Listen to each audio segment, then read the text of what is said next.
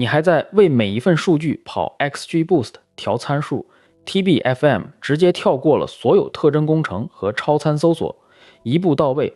这是 Google Research 带来的 TBFM， 它不是为某个特定任务设计的，而是通用的表格基础模型。最牛的是，你不需要为每个新数据集重新微调权重，模型直接就能预测，省掉大量开发周期。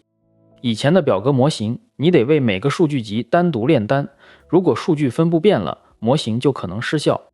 TBFM 的核心思想是把表格数据变成一个需要被理解的上下文，而不是一个需要被训练的参数集。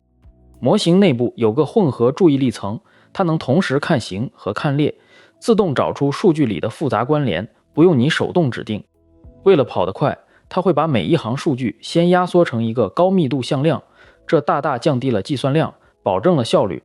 最后，这些压缩后的信息进入 Transformer， 在一次计算中就完成了分类和回归的预测。它不是在小数据集上学，而是基于数亿个合成数据集进行预训练，这让它具备了强大的泛化能力。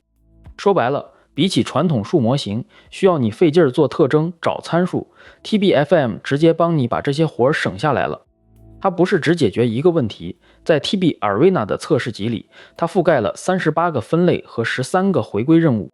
对于算法工程师来说，最友好了是它兼容 Scikit-learn 的接口，可以直接塞进你现有的数据管道里跑。如果你在做一个新的项目，数据量不多，需要快速验证想法， TBFM 就是你的首选。更重要的是，它未来会集成到 Google BigQuery 的 AI.pbree DSQL 命令里，走向生产环境了。当然，它不是万能药，如果你的数据特别小众，或者需要极高的实时并发，成熟的数模型可能更稳妥。